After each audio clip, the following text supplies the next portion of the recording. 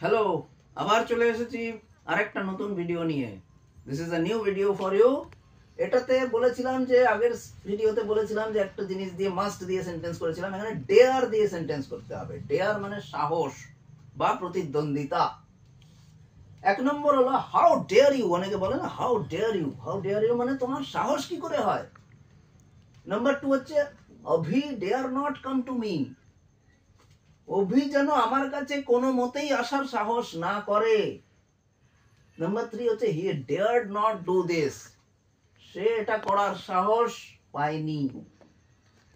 Number 4 you dare not insult him. তুমি তাকে অপমান করার সাহস করবে না বা তাকে অপমান করার সাহস তোমার নেই। Number 5 I dare not say that Raj is a liar. আমি সাহস করে বলছি রাজ এক মিথ্যেবাদী। I can dare any danger.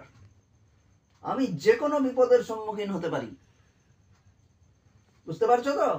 Number 7 how dare she argue with you. তোমার সাথে তর্ক করার সাহস সে কোথায় পায় বা কোথায় পেল। নাম্বার 8 হচ্ছে dare he behave badly towards my friends. সে কি আমার বন্ধুদের সাথে দুর্ব্যবহার করার সাহস পাবে। নাম্বার 9 হচ্ছে অগ্নি ডেয়ার্ড বিপিন ফর এ ডুয়েল। এই যে যুদ্ধের জন্য কাউকে আহ্বান করা হয় সেটা।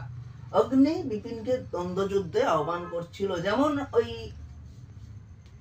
মানে ভীম আর দুর্যোধনের মধ্যে যখন যুদ্ধ হয়েছিল তখন ভীম দুর্যোধনকে আহ্বান করছিল, সেরকম ধরনের কথা। Number 10 I dare defy death. আমি মৃত্যুকে তুচ্ছ করি। Number 11 I did not dare to enter the room. আমি ঘরে ঢুকতে সাহস পাইনি।